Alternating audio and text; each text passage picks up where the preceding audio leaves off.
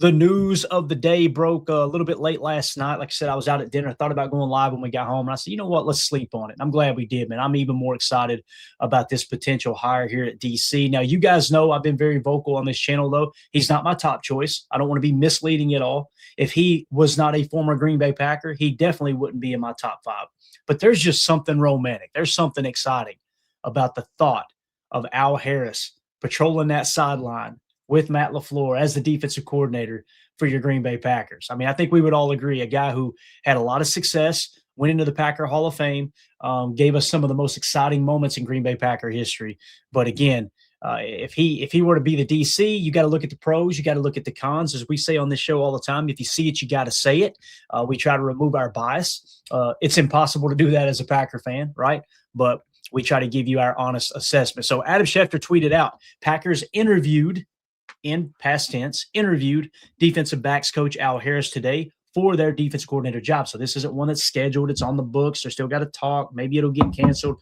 This has already taken place. So that puts your current interview list at Christian Parker, defensive passing game coordinator for the Philadelphia Eagles, Durante Jones from the Minnesota Vikings. That's important for the coaching carousel segment we're going to do. Keep that in mind. All right. Jonathan Gannon, who was the former head coach for the Arizona Cardinals, also the former DC a few years ago with Philadelphia.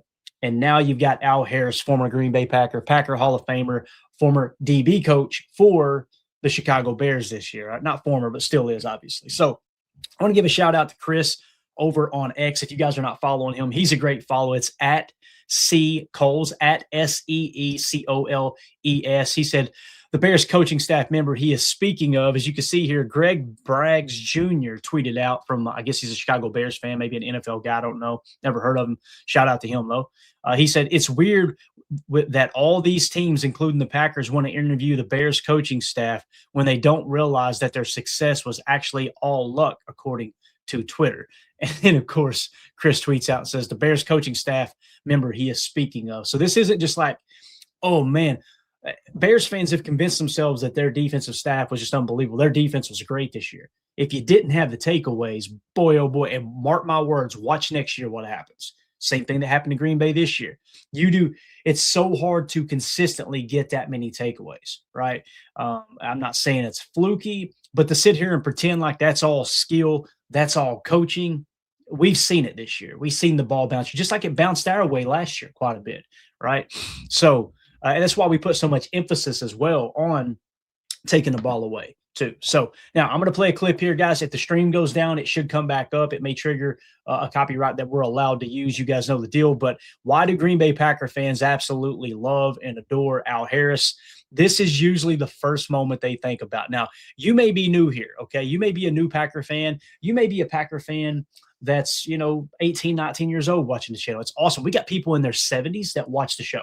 Right. We're talking about OG Packer fans from back in the day. I'm talking about, supporting and following the Green Bay Packers when they were at their lowest through the 70s and 80s. We got some of the most diehard fans. If you're hearing my voice and you're one of those, let me know in the comments when you're watching this back. We greatly, greatly appreciate everything that you all did as a fan base to kind of hold that flag up in some of the darkest times. But some of the younger fans may not know who Al Harris is. This was right about the time that I became a Packer fan. You guys know, I grew up a big college football fan. My brother was a big Steelers fan, so I found myself kind of rooting for them. Didn't really have a pro team. And then it was in 2002, 2003, I started studying up on the NFL, learned about the Green Bay Packers, went to Lambeau one time, fell in love, been a Packer fan ever since. This was right around that time, as this was the 2003 wild card round Packers-Seahawks matchup. Now, I want to say this. We're going to play this, and it's going to be kind of hard to hear if this is your first time listening to it on the podcast. You don't know what the heck I'm talking about. They're at the coin toss in overtime. Keep in mind, back then it's sudden death. Matt Hasselbeck comes up, and he says they win the toss, and he's going to say, we want the ball, and we're going to score. And he's grinning and everything, right? You can hear the announcers laugh. And then, of course, just a few seconds later, Al Harris happens. Here we go. So there you go. That's why we love Al Harris. And Al Harris, if you're wondering, guys, the thing that I remember about that, I'm trying to think of who the DC was at the time. Oh, Donatello. I could be wrong. It's a guy I think that actually came from Philly, but You guys do your own research there. Al Harris played a lot of press man coverage. That was his specialty. Man, he had long arms. He was kind of a long cornerback. He could really press at the line of scrimmage and work his way back downfield in transition. We've heard Mark Tauscher talk about how good of a teammate he was. He was one of those guys, when he spoke up, people listened. We heard AJ Hawk talk. It's just a ton of people talk about the type of teammate that Al Harris was. So beloved in the Packer community, obviously. Let's dive into the details, though. Let's try to, guys, for a second. Remove the bias. I'm speaking to myself here. Remove the fact that he's a Packer Hall of Famer. Is he the right candidate for the job? Okay, we got to try to determine that here. So obviously a legendary figure in Green Bay Packers history, and is currently a high-profile candidate for the defensive coordinator vacancies. He interviewed for the Packers opening on Thursday, January 22nd, bringing a resume that includes 15 years as an NFL player, huge part of the resume, and over a decade of coaching experience. Below is the chronological breakdown of his coaching career. So let's go through his coaching career. Well, we got to start with his playing career. He came in the league in 1993. Okay, Harris was known for his bump and run press coverage style, becoming one of the most respected cornerbacks of his era. In college, from 93 to 96, he played 2 seasons at Trinity Valley Community College, winning a national championship in 94. He transferred to Texas A&M Kingsville, where he was a 2-year starter and first-team All-Lone Star Conference selection in 1996. So he goes to the NFL starting in 97. He was drafted in the 6th round by the Tampa Bay Buccaneers, spent the season on their practice squad. This is a guy who had to work his ass off every step of the way to climb the ladder to get to where he got with the Green Bay Packers, and obviously being inducted in the Packer Hall of Fame. So practice squad. Then 1998 to 2002, he played for the Philadelphia Eagles. So the Eagles picked him up primarily as a standout nickel cornerback. So he kind of emerged as a nickel back. And keep in mind, back then, guys, you didn't play near as much nickel defense. It was, a good chunk of base. Probably still played a little more nickel, but this was around that time that everything transitioned with the NFL, where your nickel sets, your 3 wide receiver sets, they became a little more prevalent, or a little more common, I guess you could say. 03 to 09. He played for the Green Bay Packers. He was a 2-time Pro Bowler in 07 and 08, an AP second-team All-Pro in 2007. He famously recorded a game-winning walk-off interception return for a touchdown in the 2003 wildcard playoff game against Seattle, the one we just played, obviously. In 2010 and 2011, concluded his career with stints for the Miami Dolphins and the St. Louis Rams as well. So he tried to hold on a little bit longer after the Packers let him go. I think he had a knee injury as well. I think he tore his ACL. I could be wrong. But, yeah, accolades obviously inducted into the Packer Hall of Fame in the class of 2020. All right, up next, coaching career, the early years, starting in 2012. So he immediately got into coaching, right? Harris transitioned immediately into coaching, focusing on development of elite secondary play. He was with the Miami Dolphins in 2012, began his coaching path as a coaching intern, so kind of got his feet wet. Kansas City Chiefs from 13 to 18, served as an assistant secondary coach and later the secondary/cornerbacks coach. During this time, he was instrumental in the development of All-Pro Marcus Peters. Again, we're looking for players that might be attached to specific position groups that these coaches are specifically attached to, right? Florida Atlantic. So he goes to Florida Atlantic in 2019. Served as the defensive assistant under Lane Kiffin. All right. Now, coming back to the NFL, coaching career, coordinator path from 2020 to the present. In recent years, Harris has become one of the most sought-after defensive assistants in the league. With the Dallas Cowboys in 2020 to 2024, he served as defensive backs coach with an added title of assistant head coach in 2024. Under his mentorship, Trayvon Diggs, sound familiar? Had 11 interceptions in 2021, and Deron Bland, an NFL record 5 pick sixes in 2023, earned All-Pro honors. That is not a coincidence, right? That is not a coincidence that we just showed you the clip of what made Al Harris famous. Aggressive press man and jumping that curl route underneath, right?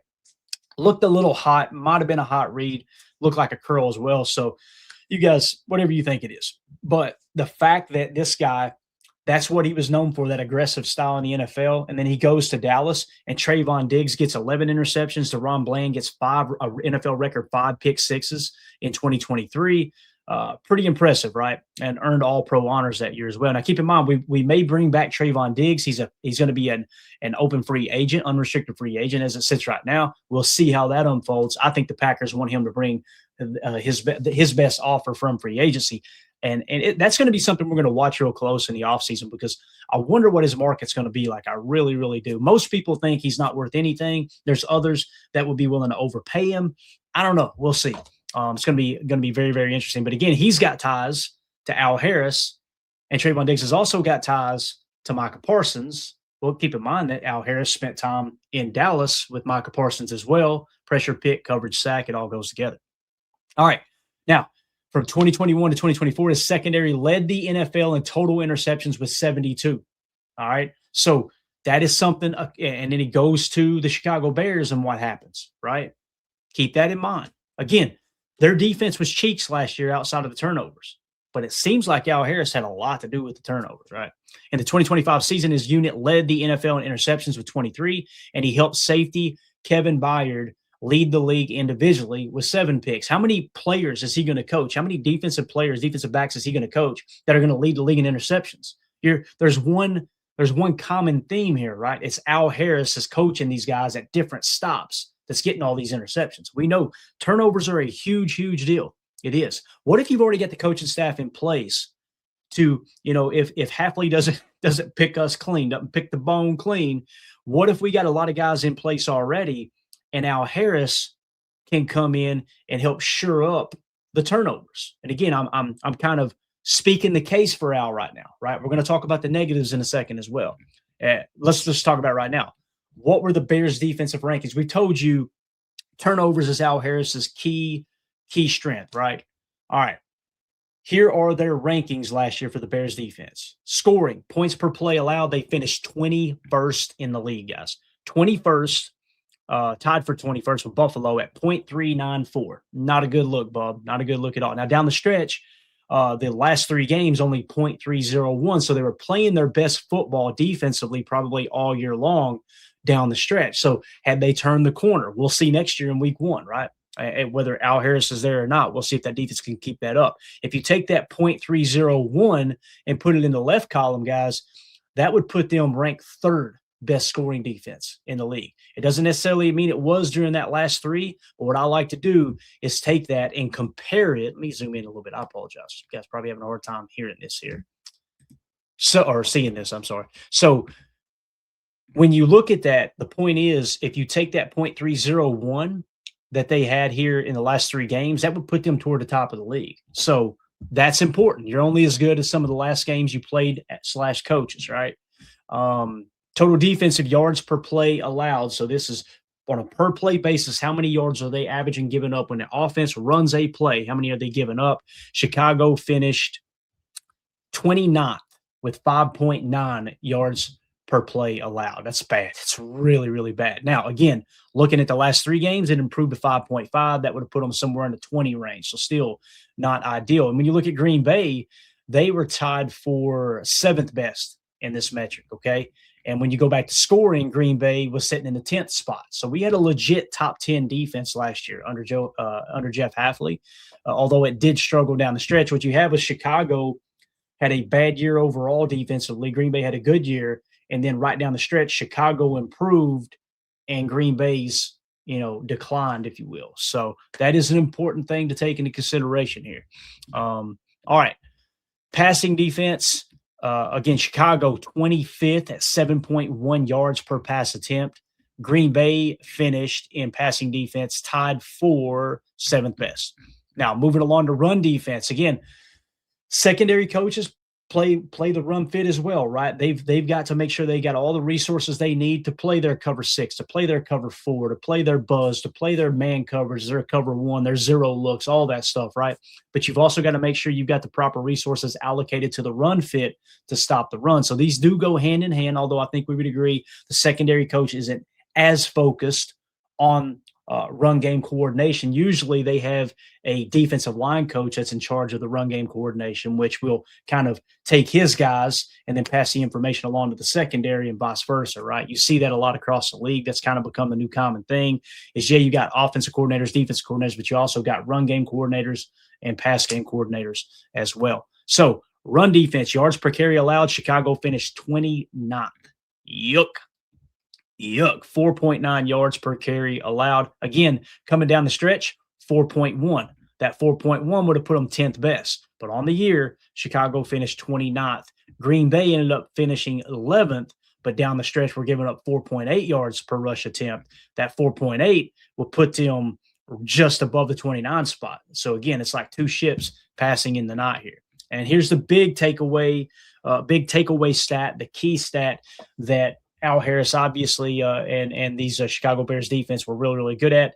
They were third in takeaways, averaging 1.7 takeaways per game. Now, you immediately go, how many of those are fumbles? How many of those are interceptions? We already talked about it a little bit. When you dive into it, interceptions, Chicago was second. This is opponents' interceptions thrown percentage, okay? 3.70%. Only Jesse Minter and the LA Chargers had a higher one at 3.74%. So they were taking the ball away by picking it off, just like they did when Al Harris was in Dallas. So you're seeing that follow him every single step of his coaching career. So again, where did Green Bay finish in takeaways? Green Bay ended up finishing 25th in takeaways. That's bad, guys. That's really, really bad, especially seeing that we implemented the ball king and everybody was all excited about the ball king in training camp, right? Now, where did Green Bay finish in interception percentage? 27th. So when you look at the stats, if you were to remove everything about Al Harris being a Green Bay Packer, right, what we're coming away with is, if everything held true and these numbers carried with him from Chicago, right, you're going to see the overall defensive numbers dip pretty dramatically, right? And you're going to see the takeaways skyrocket. Now, takeaways are the most important stat in football, in my opinion. Turnovers are, right? Protecting the football and taking the ball away, but not to the tune of where there's like a 20-team difference, because everything else is going to dip. However, as we pointed out, in the last 3 games of the season, that Chicago Bears defense had really turned the corner. So is that the version of Al Harris you'd be getting at DC? Only time will tell if you end up making the hire. The interview, I'm interested to see how the interviewing process went. The other thing to think about here too, Jeff Hafley is going to pick us clean a little bit, right? Well, one of the opportunities we would get if we do go with Al Harris will be able to bring some defensive assistance from what's his name? Dennis Allen's defense in Chicago. He's the DC there, right? So Al Harris could poach a little bit there, and also you're going to get a nice little inside look, a little inside information, inside trading, if you will, of how Chicago Bears defense actually operates. So that's another aspect of this as well. That's something that Matt LaFleur's had to deal with for a while. People poaching his coordinators constantly, right? And you guys remember going into last year, I said that about Dan Campbell. So we're going to find out just how good Dan Campbell is now that his coaching staff got picked apart, like Matt LaFleur's has been getting picked apart since 2019. And what happened? You've seen the Lions decline, right? Because they had trouble replacing, what's his name? Aaron Glenn. They ended up getting the head coaching job with the Jets. They had trouble replacing Ben Johnson at OC. As a matter of fact, I think they end up firing their OC or having him step down, and Dan Campbell ended up having to call the plays. So again, that's just something that's constantly happening in the league. If Chicago has another great year, their coaching staff is probably going to get picked apart on the offensive side, and then Ben Johnson will be dealing with that next year, right? Let's hope it doesn't get to that. Let's hope they just fall on their face in year 2 of the scheme and we continue moving along. But again, that's how everything works. So Chicago Bears 2025 scheme, one last look. What did they do schematically? And again, when you look at the EPA per dropback, it actually was a lot better than their overall numbers. It was a positive 0.08. So that puts them somewhere around, if I had to guess here, middle of the pack. Right? Probably about 15th, somewhere around there is where they were ranked with a 0.08 EPA per dropback. What coverages they run? Cover 3, 30% of the time. Cover 2, 23% of the time. They ran cover 1 man 18% of the time. They ran cover 4, 11% of the time. Goose blitz, cover 0, 5% of the time. Cover 2 man 4% of the time. and cover 6 3% of the time. So you would be shifting from what we did last year. If you look at our numbers here, 32% of the time we were playing cover 3. That would most likely still be the majority of what you call. They were just slightly less at 30%. The biggest difference would be our second most called defensive call was cover 2, and the Bears' second most called coverage was actually cover 2. So no big difference there. I'm trying to look at some of the anomalies here, like what really sticks out. I think the big thing that sticks out is he only ran 3% cover 6, and we ran it 16% of the time. So that's your biggest difference. A lot less cover 6 and a little bit more cover 3, although it would be your primary defensive call. So that's kind of a quick look at Al Harris. So if you guys are watching this video back later, let me know in the comments, how do you feel about Al Harris being the Packers' new DC if they decide to hire him? Would you be on board with it? Would you go, Clayton, man, I got to remove my bias. I love that he's a Packer Hall of Famer, but man, yeah, the takeaways are great. The interceptions are great, but boy, oh boy, the rest of it was cheeks most of the year. Completely understand that. Let us know in the comments how you feel. Make sure you hit like, subscribe, click the bell icon so you don't miss out on future live streams. And also, if you don't have an opinion, hey, just appreciate the content, hit us with a Go Pack Go in there. And you know what? If you're a Chicago Bear fan, let us know in the comments too. I'm sure there's people over at Pekin. They've been stalking me on X. It's been hilarious, man. So it is amazing, again, how they think we're stealing people from them, or we're look at them copying us, bro. You went and got a Packer Hall of Famer to try to help fix your defense. Calm down. But you guys are welcome in here as long as you're respectful. I promise you that. So again, appreciate everybody tuning in on that video there. We will see you guys on the next one.